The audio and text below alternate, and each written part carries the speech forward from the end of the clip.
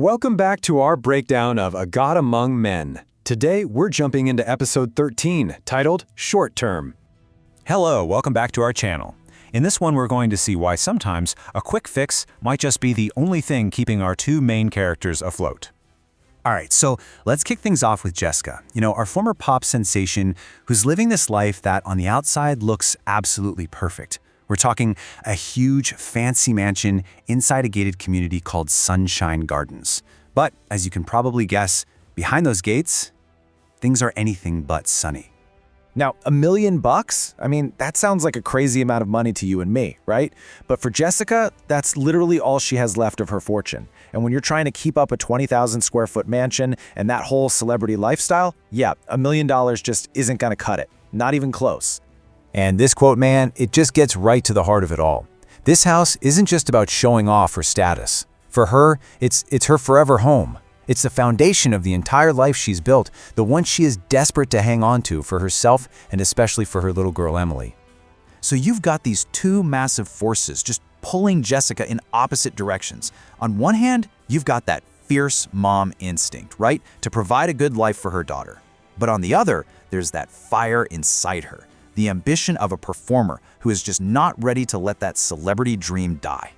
And that combo, that's what's pushing her through this incredibly tough comeback.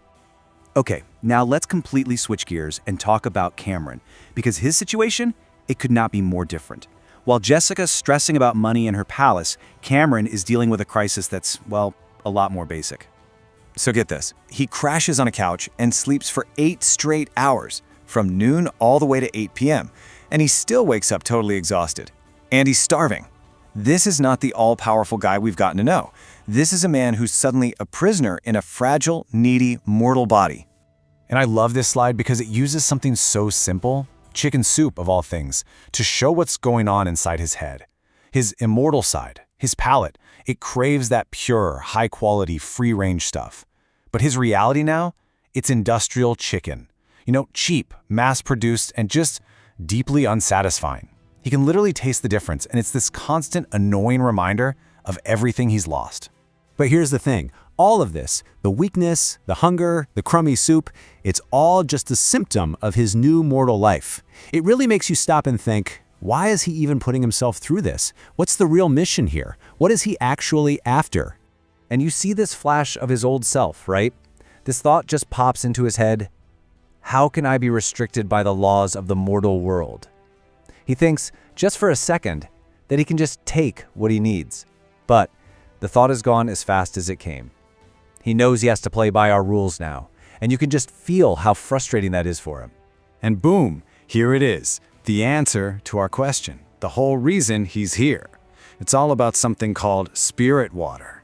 So this isn't about food or being comfortable, it's about a vital, totally supernatural resource. And, crucially, it's on a very specific piece of land on New Moon Mountain. That explains everything. Okay, so how does a guy who used to be an all-powerful immortal get his hands on a piece of land? He can't just snap his fingers and make it happen anymore. He has to do what the rest of us mortals do. He has to ask for help. And what happens is he kicks off this whole chain of favors. First, he goes to his sister, Zoe, who, doesn't know the first thing about real estate. So she brings in her friend Anna, who's got more connections. Anna's a practical thinker. She immediately sees how tough this is going to be, but suggests, hey, maybe a short-term contract could work.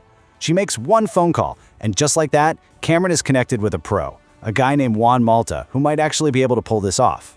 So just as Cameron is finding this potential way forward through, actual human connection, Jessica's journey grinds to a halt. She's hit a wall, but it's a totally different kind, a creative dead end. She's trying to put together this huge comeback album, right?